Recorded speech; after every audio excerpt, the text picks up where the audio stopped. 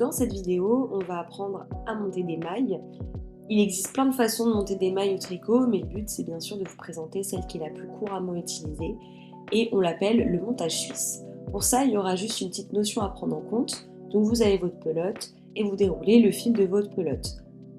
Arrivé ici, il y aura deux choses à prendre en compte pour ce montage. On a d'abord le fil de pelote, le fil qui va vers la pelote, et ensuite la deuxième partie du fil qui va vers le vide.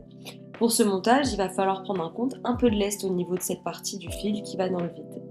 Donc en général, pour monter autant de mailles que la taille de votre aiguille, on part sur une marge de 4 à 5 fois la taille de votre aiguille. Donc c'est parti, je prends mon fil et je vais faire mon fil de lest, je vois très large, une fois, deux fois, trois fois et quatre fois. Maintenant que j'ai mon lest, je vais pouvoir faire ma première maille. Et en fait, notre première maille, c'est un nœud coulant. Donc pour ça, j'enroule mon fil autour de mon doigt et je viens passer le fil dans la petite boucle que je viens de créer. Et voilà notre première maille qui est prête, que je peux enfin glisser sur mon aiguille. On va maintenant pouvoir monter le reste de nos mailles. Pour ça, il y a juste un petit placement à faire avec nos aiguilles et nos deux parties de fil. Donc le fil qui va vers la pelote, on va le garder vers nous. Et le fil de lest, on va le mettre derrière l'aiguille. Ensuite, on va placer nos mains de façon à pouvoir faire rapidement nos mailles. Donc mon fil de pelote, je vais l'enrouler autour de mon pouce. Et mon fil de lest, je vais l'enrouler autour de mon index. Et voilà, j'ai mon placement. Donc maintenant, on va pouvoir monter nos mailles. Pour ça, je vais piquer mon aiguille dans le fil qui va vers moi au niveau de mon pouce. Je vais ensuite passer mon aiguille dans le fil au niveau de mon index et je viens de créer ma deuxième maille. Attention à là à pas trop serrer, surtout si vous débutez, pour éviter que votre premier rang soit un peu difficile à faire. Et je recommence. Je passe mon aiguille dans le fil au niveau de mon pouce, puis au niveau de mon index et je passe dans la boucle. Troisième maille. Et je continue. Je pique au niveau du pouce, je pique sur le fil de l'index, quatrième maille. Et je continue bien sûr jusqu'au nombre de mailles nécessaires pour notre ouvrage.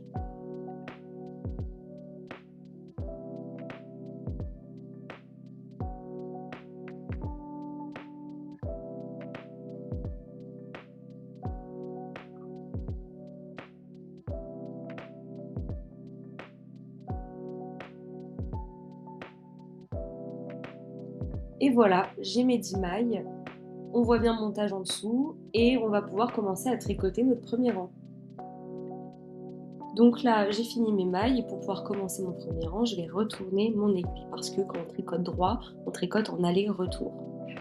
Donc il me reste un petit peu de fil de lest parce que j'ai vu un petit peu large, mais ça voilà, vous pouvez le couper ou faire un petit nœud. Mais ce fil, il va nous aider aussi à savoir, puisqu'on tricote droit, à savoir quel est notre rang en droit et quel est notre rang envers. Si notre fil de lest il est sur la droite de notre aiguille, c'est qu'on est en droit. Et s'il se trouve sur la gauche, c'est qu'on est sur notre rang envers. Et donc je vais pouvoir commencer mon premier rang. Donc on va pouvoir tricoter notre premier rang en droit et donc on va tricoter nos mailles en droit. Pour tricoter une maille en droit, il va falloir que je pique dans la maille vers moi, vers l'extérieur, de l'intérieur vers l'extérieur. Ça se présente de cette façon. Une fois que mon aiguille est bien piquée dans ma maille, je vais prendre mon fil de pelote parce que c'est avec lui qu'on va tricoter tout notre ouvrage. Et ce fil de pelote, je vais le passer de l'extérieur vers l'intérieur de mon aiguille droite. Je l'enroule de l'extérieur vers l'intérieur de mon aiguille droite. Une fois que c'est bien enroulé, je vais passer mon aiguille droite vers moi, je vais la passer devant et je vais pouvoir faire tomber ma maille sur cette aiguille droite. Première maille tricotée. Même chose pour la deuxième maille, donc je pique devant moi vers l'extérieur. J'enroule mon fil de pelote sur mon aiguille droite. Je ramène mon aiguille droite vers moi et enfin je peux faire tomber ma maille sur cette aiguille. Et je continue tout mon rang en droit de cette façon.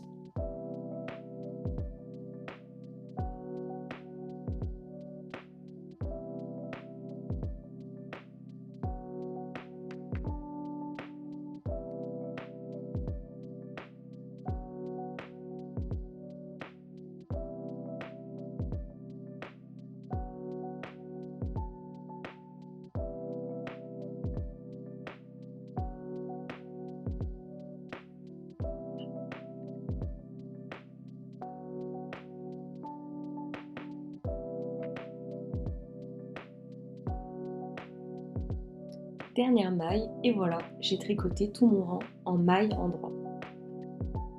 Comme on tricote endroit, j'ai retourné mon ouvrage et je vous montre quand même une deuxième fois un nouveau rang de maille endroit.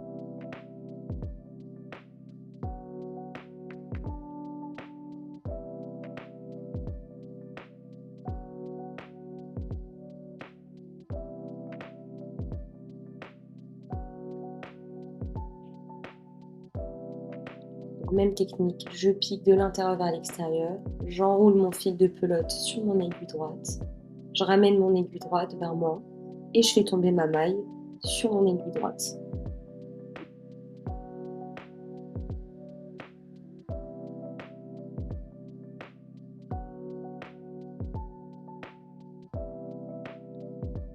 Et voilà mon deuxième rang de mailles endroit. Et maintenant je retourne mon ouvrage pour vous montrer maintenant comment on tricote des mailles envers et donc des rangs envers. Une maille envers, c'est exactement comme une maille endroit, sauf qu'on la tricote de façon miroir en fait, d'une certaine façon. Donc pour une maille endroit, on se rappelle, on pique de l'intérieur vers l'extérieur, et donc là c'est l'inverse, on va piquer de l'extérieur vers l'intérieur, derrière vers moi. Donc je pique dans ma première boucle, de l'extérieur vers l'intérieur. Quand j'ai mon aiguille dans la maille, j'enroule mon fil de pelote de l'extérieur vers l'intérieur pour faire ma boucle. Je passe mon aiguille de l'autre côté et je fais tomber ma maille. Exactement la même chose, façon miroir finalement. De l'extérieur vers l'intérieur, j'enroule mon fil, je passe mon aiguille et je fais tomber ma maille de l'autre côté.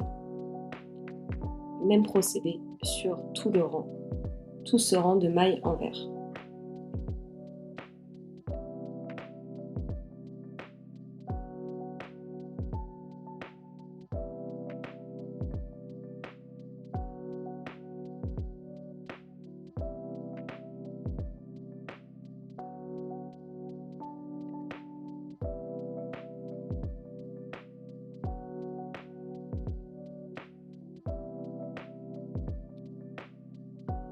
Et voilà, je viens de tricoter tout mon rang en mailles envers. Et maintenant qu'on sait tricoter des mailles endroit et des mailles envers, on est capable maintenant de faire un large nombre de points de tricot qui vont demander d'alterner des mailles endroit et des mailles envers. Mais pour finir cette vidéo, je vais vous montrer le point le plus courant en tricot, le plus classique, et c'est le point jersey. En fait, le point jersey, c'est simplement l'alternance de rangs de mailles endroit avec des rangs de mailles envers. Un rang de mailles endroit, un rang de mailles envers. Et on peut voir déjà sur mes quelques rangs ces petits V qui apparaissent, et c'est ça le point jersey. Et donc, sur le même principe, on va reprendre et alterner des rangs de mailles endroit et des rangs de mailles envers. Donc là, je vais faire un rang de mailles endroit. Toujours cette même technique, je pique de l'intérieur vers l'extérieur, j'enroule mon fil et je fais tomber ma maille.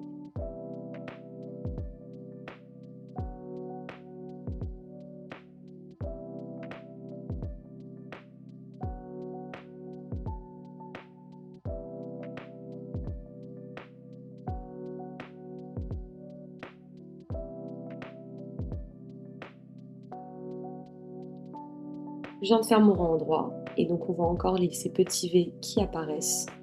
Et pour continuer, je tourne mon ouvrage et maintenant je vais faire mon rang de mailles envers.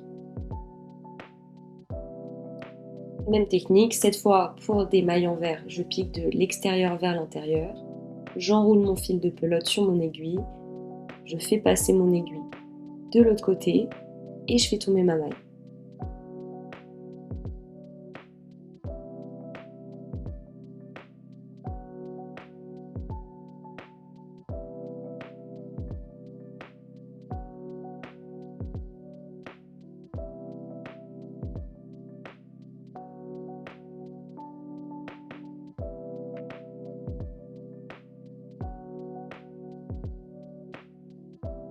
Et voilà, mon rang de mailles envers est terminé et donc une petite ligne de V supplémentaire sur mon point jersey. Il apparaît en petit V sur l'endroit et quand on le retourne sur l'envers, c'est des petites vagues. Comme ça permet aussi d'identifier l'endroit et l'envers.